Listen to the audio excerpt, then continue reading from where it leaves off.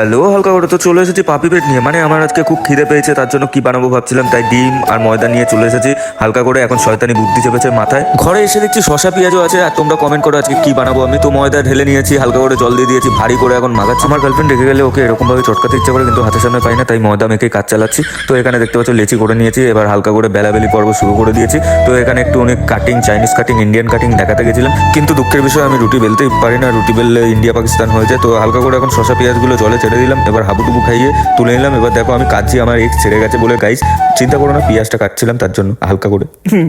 गजब बेइज्जती है। তো এখন হালকা করে জ্বালিয়ে দিয়েছি গ্যাস। তো এখন হালকা করে ইন্ডিয়া পাকিস্তানের রুটিটা ফেলে দিয়েছি। এখন দেখতে পাচ্ছ ভালো করে গরম করছি।